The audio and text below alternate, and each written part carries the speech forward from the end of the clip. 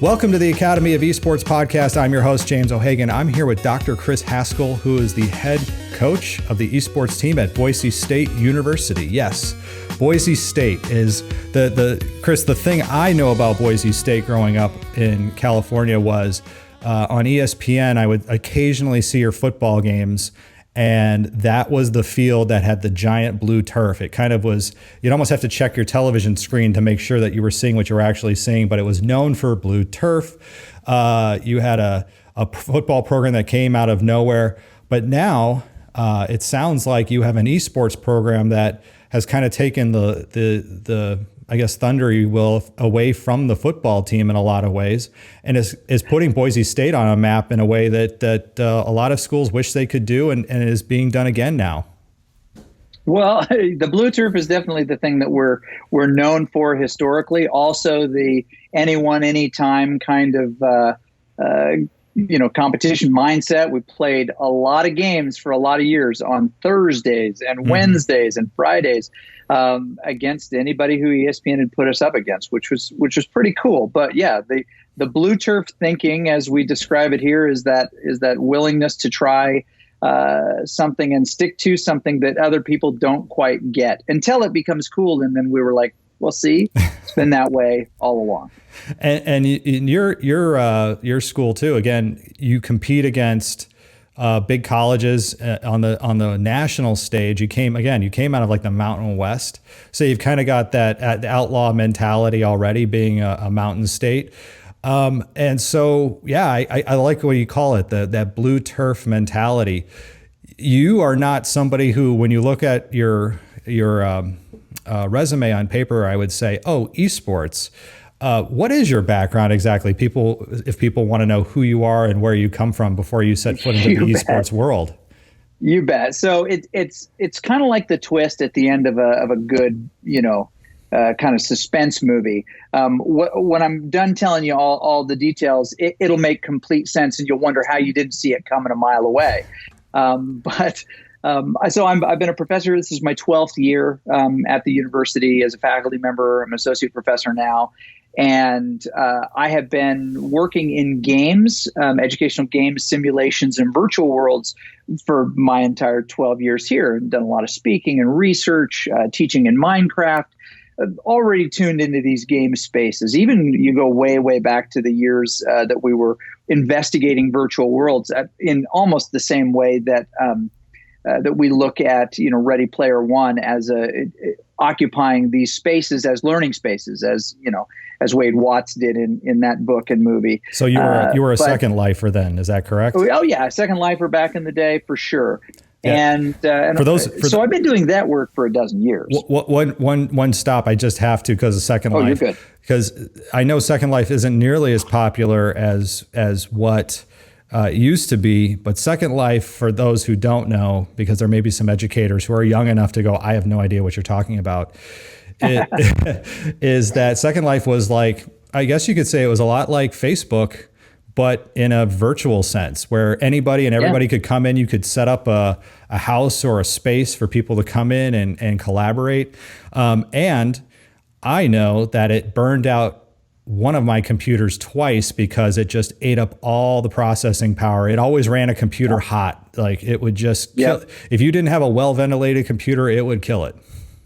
Yeah, and I would even go a step further and call it the MySpace of virtual worlds, because you could make it really ugly. Your world, your parcel, you could really mess it up, which is what I think you could do with MySpace as well. But so we launched into that, and I've done a ton of research in those spaces.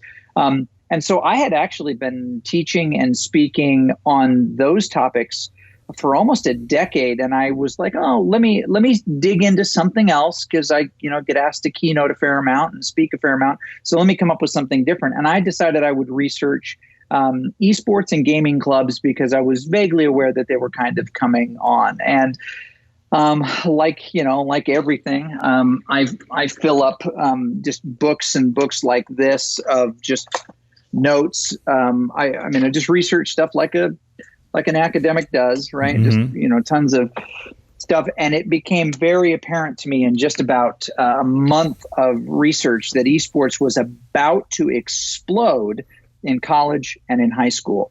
And the joke is, and anybody who's heard me speak before has heard this a million times, so many apologies, I felt like the scientist in every disaster movie. I discover that this thing is coming and I have to go tell the president. Sure. And before I know it, I'm on a rocket with Bruce Willis. I was the most knowledgeable one on campus. So they're like, hey, you need to run with this and let's see where it goes. Because there's this rare opportunity for those of us who are getting into scholastic and collegiate esports right now. It's early enough. And 2 years ago when we started, it was really early that you could actually gain almost that unfair competitive advantage. You learn more, you be able to pull in more talent, more interested people. You can develop new programs. There was, partnership and research money that you could bring into your institution. And so we dove in on the message from our president at the time that said, you know what? Blue turf thinking. We could be the Alabama of esports, right? And I don't know many people who say they want to be the Alabama of anything, but I get the football reference. Just so people who are listening across the world may hear Alabama. We want to be the Alabama of esports and get a really quizzical look. In college football, Alabama is the number one team in the United States, and they have been for the last decade. Yeah. They don't always win the national championship, but they're always at the top of the list. Right. Yeah. So that was the mindset. But now here's the turn where you go, oh my gosh, he was dead the whole time. No, I've not been dead the whole time. I spent nearly a decade as a high school band director. And although people have a hard time wrapping their brain around this, what I do now as a head coach of esports is almost identical to what I did as a high school band director. I prepare students to perform as a team. I don't get to play a single one of the parts. They're the experts on the instruments. I can make a little noise on Overwatch or a little noise on Rocket League, but I'm not the same level of virtuosity that these kids are. I just prepare them to perform together. And I prepare the venue and the audience to receive that performance. That's a really great analogy. So as I alluded, Chris has a background that would not lead you to think esports. I myself was in the band in high school. I was in the Purdue All-American Marching Band at Purdue University. And while I came into you played the big drum. Well, I came into the university playing tuba, and I hated it. I hated every second of well, why would you not hate marching around with a 60-pound silver instrument strapped to your shoulder and lose your whole Saturday? Here's a Volkswagen Bug. Now go walk around for a while. That's a great way to describe it. Yeah. But what was great about the band is we do have the world's largest bass drum. It takes four guys, or I should say 4 people to push it, because we've had more than men just push the drum. The women have been part of it as well too. And you don't have to be a music major. You just have to love wanting to be a performer or be part of the band. And we had kids like that. We have kids in the Purdue Marching Band who carry the flags. We do have twirlers. We have dancers. They've got people, again, who do flag corps. And so there was always roles for everybody. And just like with esports, there's different roles for everybody. And what have you done at Boise State to fill some of the, I guess, roles beyond just gaming? Well, so we have what everybody would expect, the varsity players. We tend to, and this is a theme for us, we tend to probably set up more chairs for more people than most people and most programs do. So our teams tend to be pretty deep, and that allows for a lot of things. But we'll talk about that, I'm sure. But we also do a ton of broadcasting. And by a ton, I mean we're averaging about 200 hours of live esports broadcasting per semester. Wow. And that is a team of anywhere between 7 and 10 students and or professionals executing the broadcast. We'll have 3 on the desk, for example, for your standard Tuesday night Overwatch or League of Legends or Rocket League broadcast. We'll have, between 5 and 7 just in the control room, a director, an assistant director, a replay, and VT, director. We have observers, the in-game camera people. We have people who are running specifically the chat because we have to have ushers in the digital arena, just like we have ushers in the physical arena. Absolutely. To make sure that the tenor and tone of conversation is exactly what we'd expect of a college event. And then there are even more people in the arena. We almost always have an arena host who's helping people find seats or just troubleshooting anything that's happening.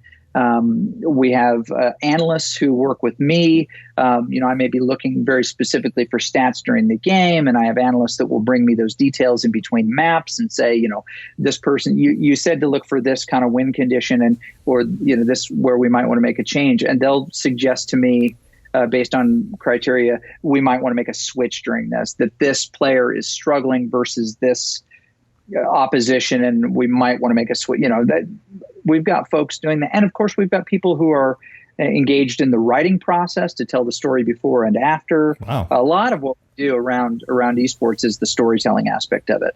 Our replay producer alone during the game, yes, produces the replay that you watch again. Oh my gosh, let's see that last engagement.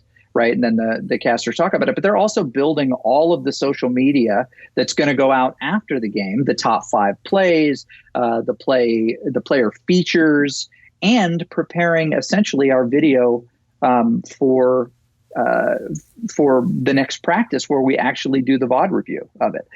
So there are tons of people engaged in the process. We do at least 200 hours of that every semester. And with one of those games, how many people would you say are involved? Say just with your Overwatch team, between players and analysts and production.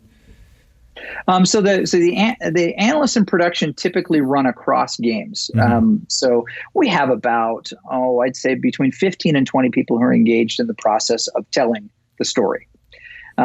We on our Overwatch team, we have 21 or 22 individuals. Historically, we may trim that back just a little bit and make space for club to also occupy some of that broadcast time. But about 65 student athletes total engaged across the 4 or the 5 games that we play. So it really is a performance. I really love how what the image that you gave of that is that what you are doing is a performance. You are putting on something that is so much more than just playing the games in this sense. Mm-hmm. It is. It's the storytelling aspect of what we're doing. Most fans of any university or even high school care less about the actual game that's being played and more about the people that are playing and who they represent, because they're an extension of us. If we go to a volleyball game, we want our team to win, whoever our team is, because they're an extension of us. Mm-hmm. I may not understand what in the world help me out here. The one in volleyball with the different jersey, the one in the middle who can't go up to the front line. I have no idea. I am not a volleyball fan. Starts with an L. Libre. Well, I will make a confession here. I play Overwatch, and I play Overwatch with my kids. It is not my favorite game to watch. It's one of those things where people will say, I like playing that game, but I hate watching it. People say that a lot about baseball. They like playing baseball or softball, right, but they can't stand watching it. And it's not uncommon to hear that. And especially as esports coaches, or if you call yourself a general manager, because some of your kids are or more your coaches, the coaches don't necessarily understand every game either. I equate it to saying to somebody, imagine if you are a normal athletics coach and at one time you're coaching football, baseball, basketball, and wrestling. You're going to be good at one of them, but are you going to be good at the other 3 as well too? So. Yeah. And my role is interesting because I am the head coach. Mm-hmm. And I take away for our students the necessity of having somebody within a peer group be the authority. If a student isn't making grades and needs to sit this week or missed a test because they were sick last week and I find out about it, and I'm just going to not have them played this week mm-hmm. against Notre Dame. Peers cannot do that to one another. It just builds resentment, right? I'll be fine. Don't worry about and that then requires that there be somebody who is above that peer group, and with enough transactional distance that you can actually make decisions like that. So as a head coach, that's part of what I do. But really, my job as a head coach is I'm the chief learning officer, chief educational officer. I am taking the coaching that is happening, and we do hire professional coaches and professional players to work with our students during periods of time. I'm the one making sure that they are, that they're taking copious notes in one of, their notebooks, and I'm the one who makes sure that they are assembling, all of the knowledge that they need. Do I have a play card here? Yeah, I do. So we joke about the old playbook, right? So, okay. Just a laminated play sheet that, talks about what our strategies are, what the switches are. And I make sure that basically the learning tools, the learning aids, instructional aids are ready for them so that we can actually perform what we're being taught. And what I love about, it's not all just in memory. And what I love too about what you just showed everybody too, and I think it's something small, but it means so much. Not just that, but go back to the playbook, the notebook you had. The notebook you had. Oh yeah, notebook. Yeah, it's a really simple, small thing. But when you look at something like that, and this is something that the kids pick up on right away, is the branding. Like they are, to a lot of the kids, the little things matter. I can't tell you how many times I walk around town in Racine and I can see kids wearing their jerseys, and they wear them all the time. And to them, that is their pride. That is the coolest thing to them to have. And those little things, like having that little bit of branded notebook or a pencil or a pen or a hat or a mug or something, because a lot of this is their identity, and it really means a lot to them. And I know Boise State is always great about their branding, and I'm glad to see that you've taken that as well and put that into esports. So it's not just a bunch of kids getting together and playing video games. They're saying like, no, we're putting some serious resources behind this. Well, and here's what's interesting is that a lot of people go, oh, well, that's for attention or shine or prestige or esteem or those types of things. No, it increases the gravity for students around the educational experience that they're tied to. When we give them things to be proud of, it keeps them in the orbit of education. There are a lot of folks that are like, well, why do we need to do this in school, right? They're playing too much. Well, we need to do this in school because we can help them understand the limits. Our players are limited to 20 hours a week. They just are. Because 20 hours a week of practice? Of team practice, competition, and meetings. Oh, wow. Right? 20 hours, because that's what the football players, basketball players, volleyball players, softball players, all of those are bound to that same 20-hour a week rule. That we do regular grade checks. I have some clever little tools that notify me when certain summoner tags or battle tags are on after midnight, and not as a way of being draconian and locking them down, but rather to engage in the conversation. Hey, I saw you were on last night at 1:30. What's going on? Right? We can have a conversation about it. I mistakenly took the wrong allergy medicine, right after lunch, and then I slept for 6 hours. Like, right. Oh, okay. All right. Well, be careful. Are you okay today? Did you get enough sleep? Did you, those kind of things. We can engage in those conversations, but because we're doing this for the same organization, the same school, the same team, there's a higher level of responsibility. If we take that away, then we have people who are playing without influence, right? Without responsibility to other people. If the argument is, well, if you get rid of that, they'll spend more time, focusing on American history. Probably not. No. They still love games. Yeah. And by just saying, let's get this out of the schools, we eliminate the influence that we can provide as people who've lived a little bit more and lost a little hair. I got into a very, I should say it was when I say discussion, it was a high level discussion today, as much as you can have over Discord. And I'm not a fan of the Discord interface. But it was talking about the difference between, would we be doing this if there wasn't so much business around it? Because esports now is becoming big business. I look at the educational value of what our scholar gamers in the Racine Unified School District are getting out of this when we talk about, again, diversify opportunity for student participation, redefine athletic culture, promote good physical mental health, look at those career and collegiate scholarship pathways. And the last big thing is we really need to do a better job of honoring the importance of play in the kids' lives. I look at all those things and go, no, I'd still do this. I would still, if esports, if there was a bubble, because people always talk about the big, bubbles that there are around certain things. If the bubble burst tomorrow and Overwatch went out of business, if the game was still there, but the league went out of business and all these other big competitions went out of favor, I would still say we're going to do this. I would still find it because there's so many good things. Gaming isn't going away and play isn't going away. This is the medium where kids play.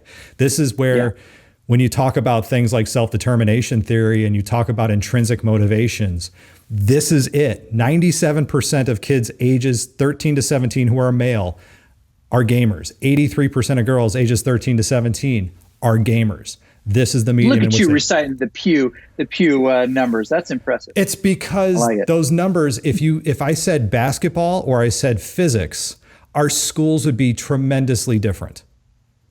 But because it's video games, there's still that stigma, there's still that stereotype, but it still does good things. It's still, when done properly, it still does good things. And I can tell that you're doing good things too, Chris, because I know you went off to the NACE convention and you took a team of your students. And what struck me right away was one major thing, and that was the diversity, the gender diversity I saw in your team, which is very different than I guess the stereotypes we're trying to break down. How do you get such a diverse team of students involved in your programming? That's a good. So we opened the game with 3 men, 3 women on stage, and during the course of that game, we represented white, Black, Latino, Asian. We have a very diverse group on our campus, and we didn't luck out with having the people that we have, but people like what? And I get that question a lot. How did you do this? Was this just the crew of people you had? And the answer is no. We had to make a decision before even selecting our first team that our team had to look like us. And by us, I mean our community, our campus community. It had to represent the gamers that we have, and not artificially limit who should be on a team because of their past competitive history, which definitely leads more to young men playing more hours and thus having a higher SR, higher ELO, higher competitive ladder ranking. That's the easy, low-hanging fruit. And people say, well, we got to make it fair, so we're going to do a cutoff right here. But the truth is, and seriously, Jim, more chairs.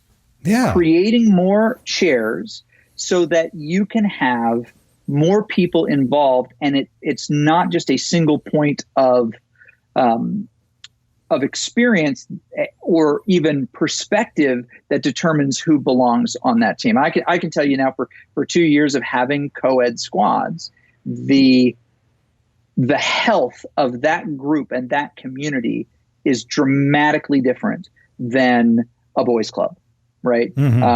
Where there's the language is different. The way they talk to each other is different. Historically, adolescent boys, even young men, even men in their 20s and early 30s, are very comfortable barking at each other. Right. And 2 guys will really contend for a little bit, think, bighorn sheep knocking horns for a little bit. And then all of a sudden they're cool with it. Guy says, hey, dude. What? Like, yeah, so about the other day or whatever. And it's over, right? Not a whole lot of talking it out. That can't exist in a co-ed group. It can't exist in a group that has different kind of cultural perspectives coming in. So immediately it's different. It's healthier. It's more goal focused.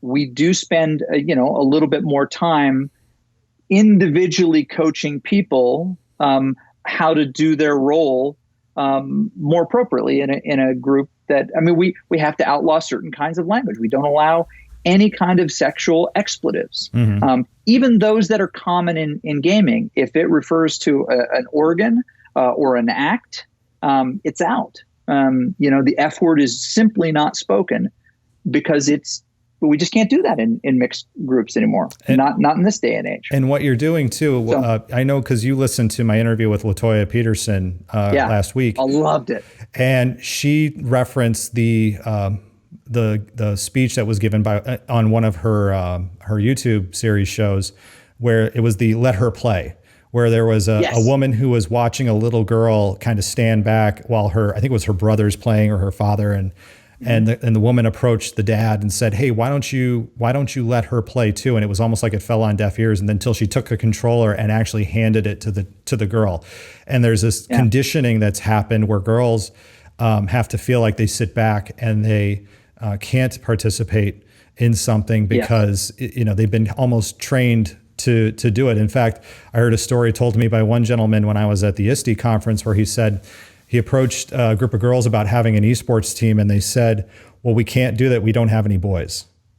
And that is, to me, that's what you're doing right there while you're talking about the two things that I love about what you said is not only about the discussion part about how communication changes in the dynamic that you had, but when you started. Now, this is the thing that I have a friend who I know is going to listen to this podcast, and she's probably jumping up and down and screaming at the top of her lungs saying yes when you said it, was that you have to decide at the start, not this rush to implementation, not this, hey, we're going to get the team started and we'll figure it out later. But from the start, you decided to that your team was going to look like the makeup of your school. And that is something that a lot of people, and I am guilty of doing this myself, because dollars are limited and they're on a short supply sometimes for school districts, and all you're looking for is like, hey, can we get this started and we'll figure it out later. But you having the resources and the time to do it, you said, yep, we're gonna make the conscious effort to make sure that this team reflects our students. Yeah, and that becomes the most important part, because I've heard my colleagues at other institutions. There was a piece about maybe a year and a half ago now that was published on ESPN, the Esports, .espn.com, that named two colleagues I have a tremendous amount of respect for: Mark Deppie at UCI and AJ Dimmick at Utah, and both were asked the question point blank, "Where are the girls?" Right? And I asked Mark the same question when I interviewed him. I remember. Yeah, and he's very, very good and quick to point out. And I know Kathy Chong, who is essentially the number two there at UCI in every way. She runs most of the operation. She really does. She's amazing. And she took no less than 3 or 4 personal visits from me, where I flew down there and I just sat with her for a day. Wow. She just gave me the time. I got to interview her. She showed me around. I can always call her and say, "Hey, how do you guys manage this?" She's amazing. And Mark is very quick to point out that the majority of the leadership of that program in the collegiate level is actually women. Yes. People say, "Where are they on stage?" And to his credit, he continues to try to identify the top young women who are playing the games that they play, and trying to bring them in. And I think that is that's wonderful. And I know AJ does as well. Mm-hmm. I have a different perspective, and that is that finding them is one commitment. Building them is another. I think it's only appropriate that we say, if we're going to build this program, it has to be for people at different developmental levels. And if we see the communication, the planning, honestly, the metacognitive abilities that we look for in players, but the SR isn't there, well, we can build the SR. We can build the ELO. Mm-hmm. That's time and math. That's skill that you develop over time. We can teach those things. Can you quickly define? Yeah. Can you just quickly define, because there are some people who may not understand SR and ELO? Oh yeah. So skill rating is the way that a game identifies your skill level and matchmaking. So there's a lot of prestige and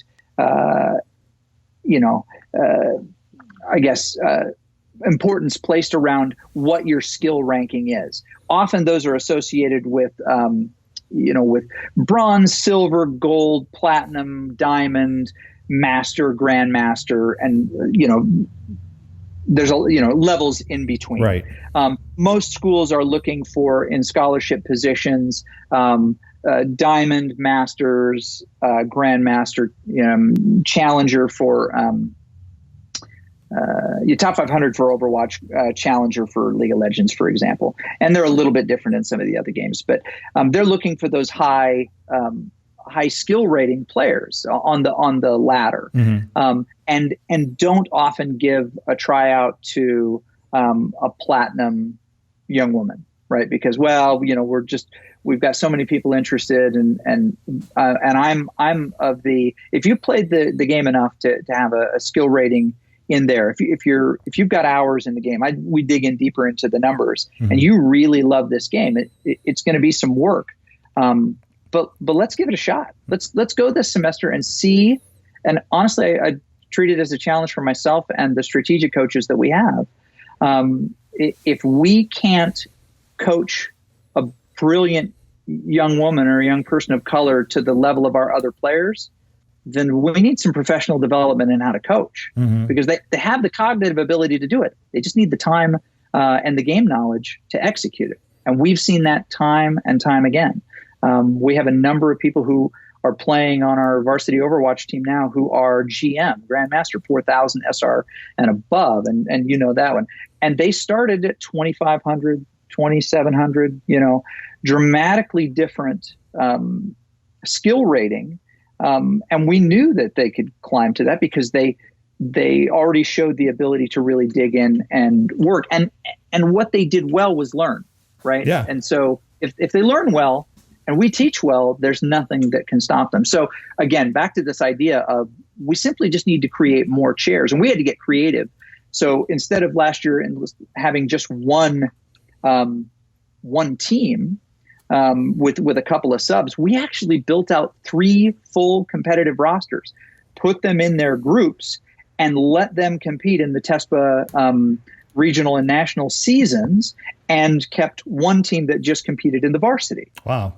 And that gave us the opportunity to bring people along in a role, to give them people they could watch and learn from. We mix those communities together. Sometimes we move someone from one roster to another to try to help balance things out or to give them new experiences. And that process is empowering because we're not just looking for people who come ready-made. We're willing to put in the time to help people that we have an incredible amount of faith in develop in the game and make it onto that starting stage.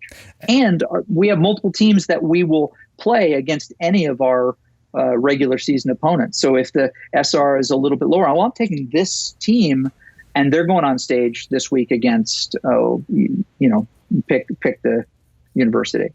It gives it UCI. The ability to experience. Yeah. Yes. UCI. So with your students, and this is a question I didn't ask you pre-interview-ish, what about scholarships? Do you work in scholarships, or are there other ways that you compensate your players and and not just the players, but those who are maybe doing other roles as well too?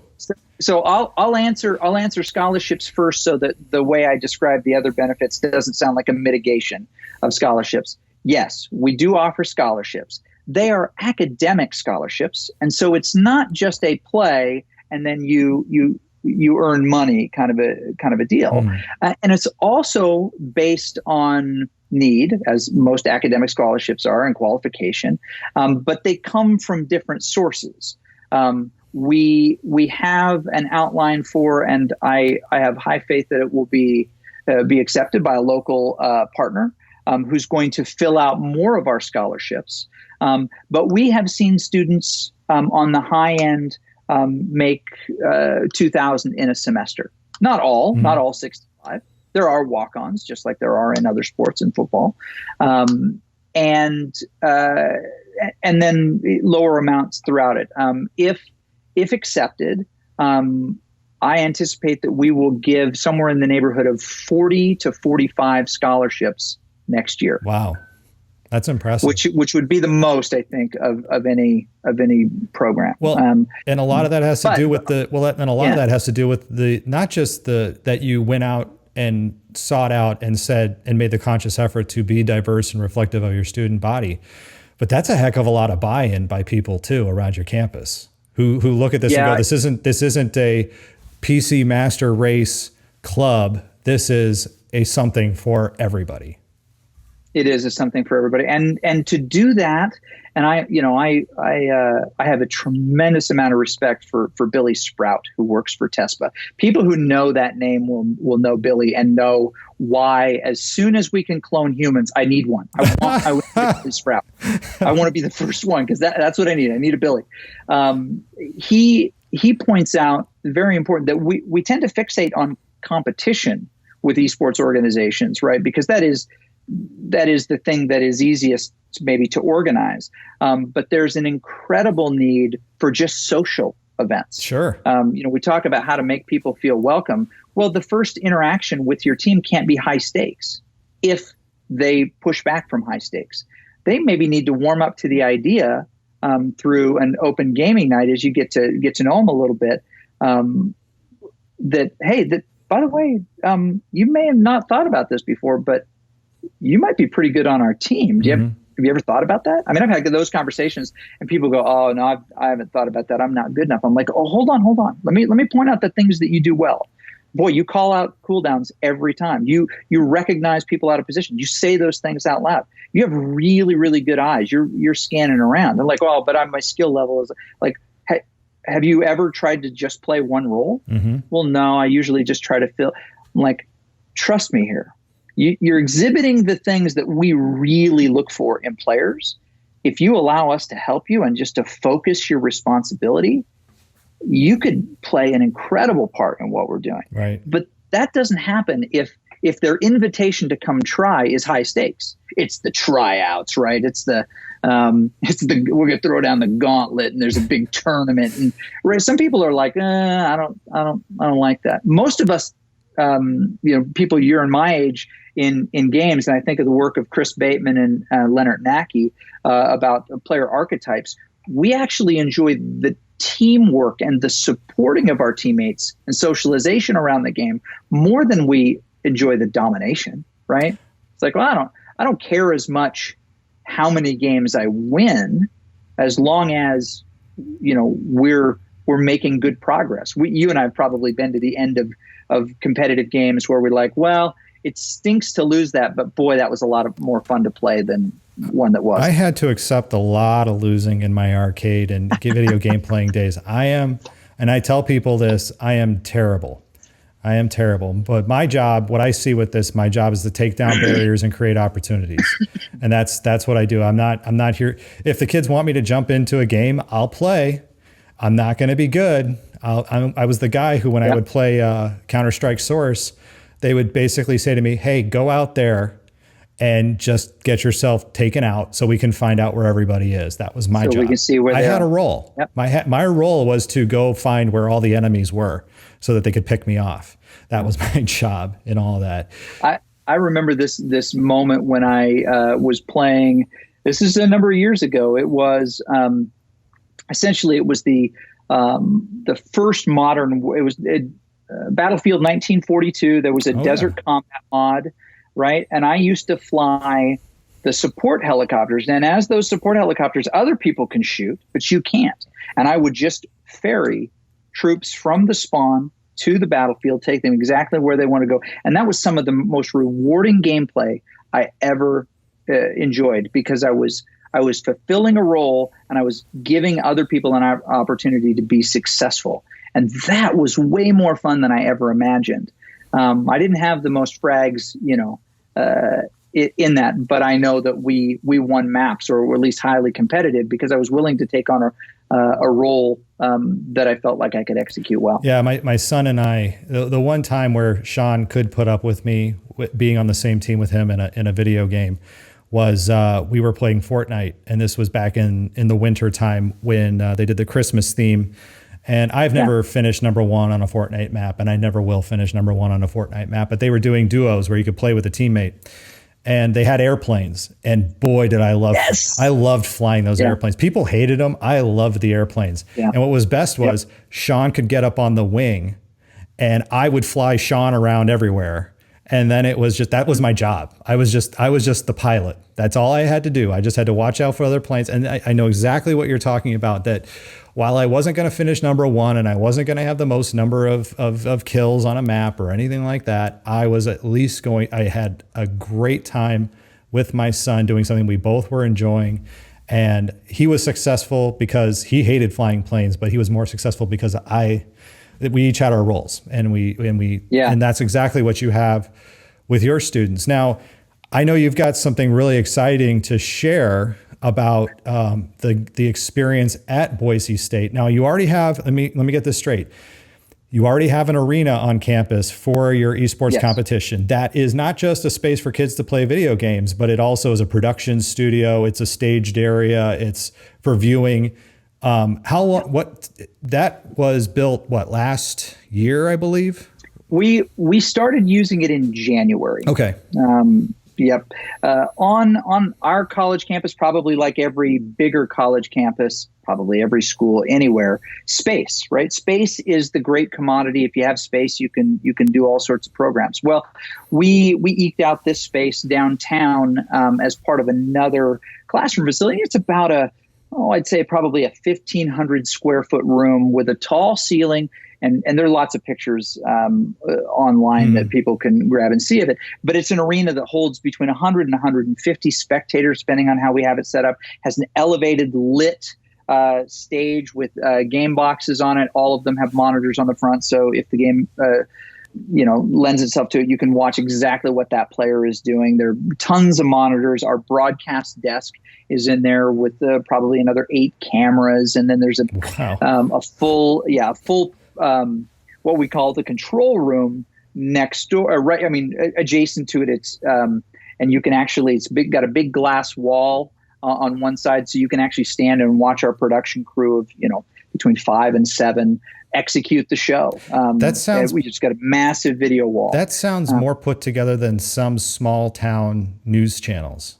We've gotten that comment from folks before. It's a space that if we're going to be the people who tell the story of our esports, right, then we've got to have the tools to tell the story. Wow. And so in our first year, people were saying, what would you like? What do you need? And there's lots of things that we could have spent money on, but we poured it really into the production as much as we could get. We got a lot of gifts to be able to do it, but we put together our production space because telling our own story is the hardest thing. Telling a story is the hardest thing to do. Getting someone else to tell it is nearly impossible because they can give you, some interesting time.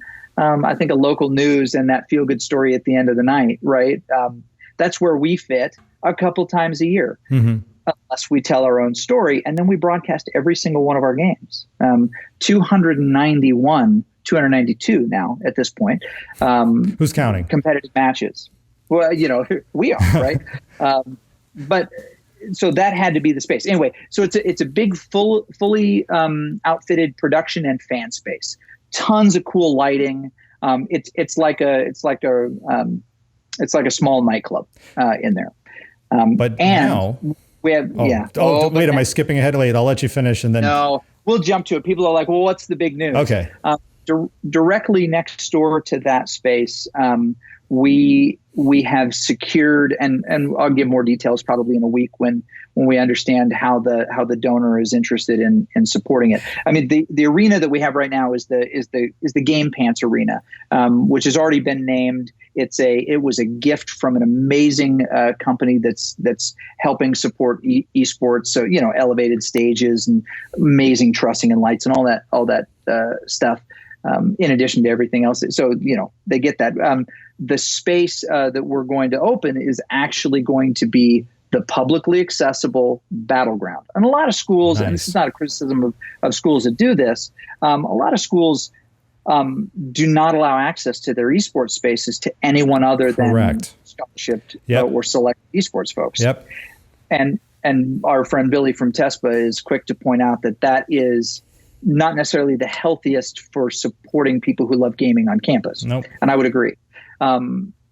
Even there are some campuses who just limit the access to those machines just to students as well, which I think misses a brilliant opportunity to bring in high school kids and hope to influence their love of games and help that become a love of learning and a love of the community and a support of the community. I mean, there's so much that we can teach just by getting kids, especially high school kids and middle school kids, to gather around, right? Well, even think about, let's say in the city of Boise, you worked with the high school district and said, hey, this lounge, we want to have, we wanted you to bring in your high school teams to all share space. Yep. We're going to compete and practice and work together in this space. Not only have you now brought together several high schools from around the city, but they also now have this idea that, Boise State isn't just the school in town. It is also a place that now I'm comfortable with, I'm familiar with. I've had conversations with students and people. I know how it operates. It's such an amazing way to connect kids. Again, knowing that Pew Research, those numbers, when you say, hey, anybody can come here and use this, not only that, it takes down that, like we operate out of Not Your Parents' Basement, which is a gaming lounge we have in the city of Racine. Right. I love the name of that. It's always, Ian killed it with that name. He nailed the branding and everything for it. Ironically, it's in a basement, but for some, it's still a bit of an intimidation because it still has that gaming lounge feel to it. When kids get down there, they don't feel intimidated anymore, but we still want to have spaces where kids, especially in a city like Racine, where there's high poverty levels, and not a lot of spaces for kids to participate in things like this, because we are kind of, we're not close enough to Chicago where you could just go into Chicago and go find something similar, or up to Milwaukee. Yeah. But you want to have those spaces that offer an easy entry to play games. Kids want to play these games. Yeah. They want to find where they can play them. We've purchased gaming laptops for our public library in the city of Racine, and we're starting to roll that out with a new development of our teen space. And then we're also looking at ways we can work with some of our local colleges as well to put in some of those spaces. And again, not as a separate thing, but as a community space where anybody can come in and get access to those resources. Yeah, and that's key. The almost a democratization of this, in the same way that has been done with golf and tennis and other sports that appear to have a cost to entry. Mm-hmm. Gaming does not nearly as much, especially if you make the space available. So this space, which is the Boise State Battleground powered by Allman, is a 50-seat space going in next to our arena, which can have up to 20 machines in it, added together with two additional spaces that are already on campus, a 24-seat training center, which is also open to the public. It just happens to be kind of landlocked in the middle of campus, right? So it tends to serve more of the students than it does the community, although it's open to everybody.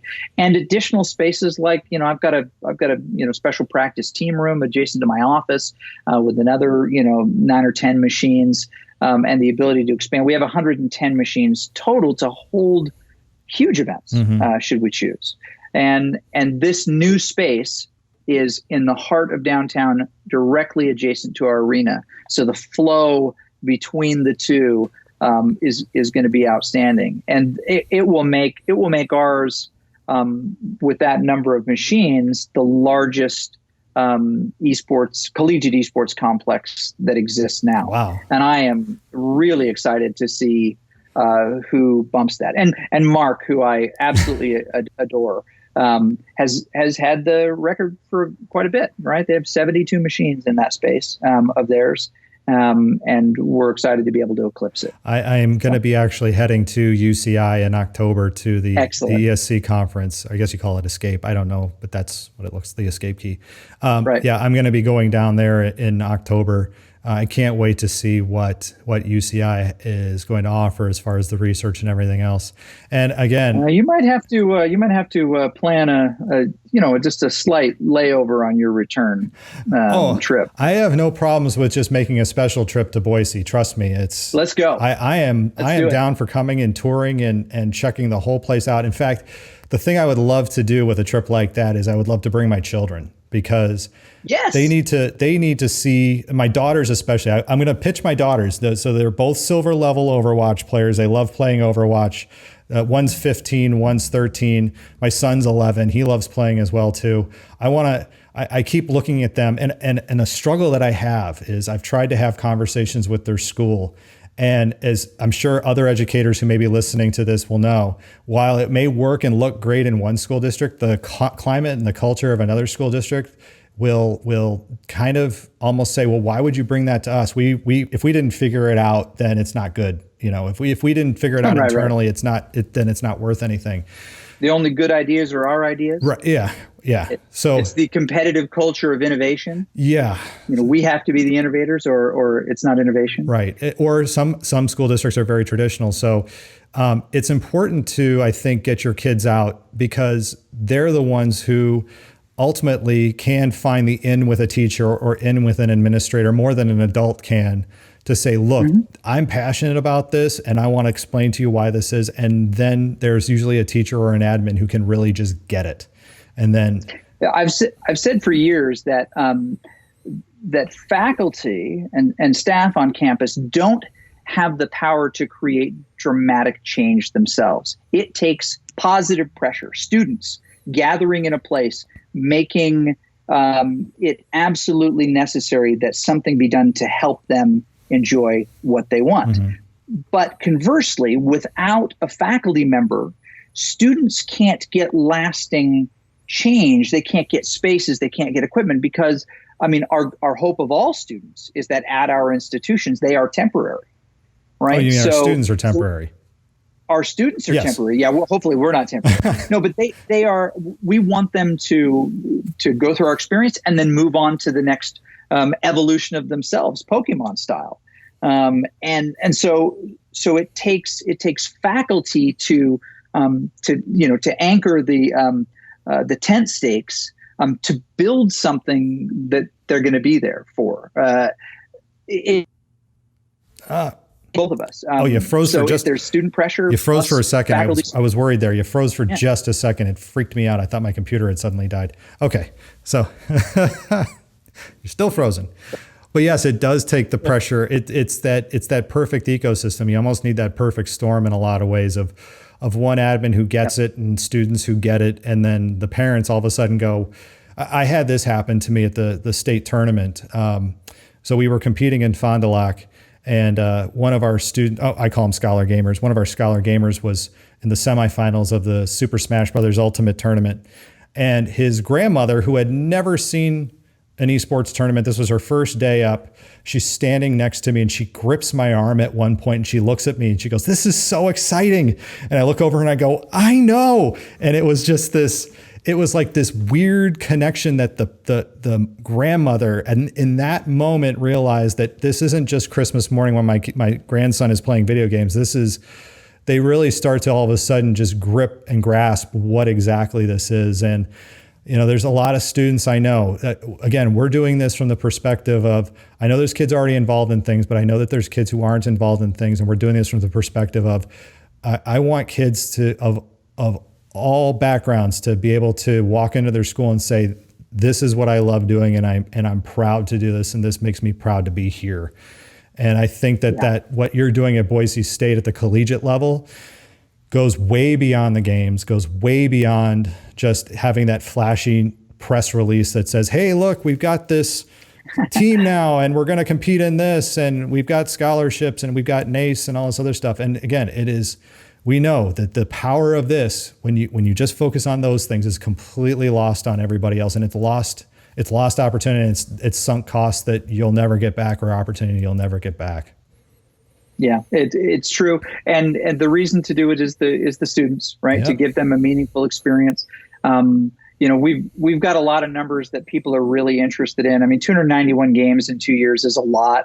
I'm told by a number of people that right now we have the most collegiate wins of any active program, which is 165 tournament and regular season wins. It can't be a lot more than folks who've been at it for 3 or 4 years. I'm interested to know where Robert Morris is.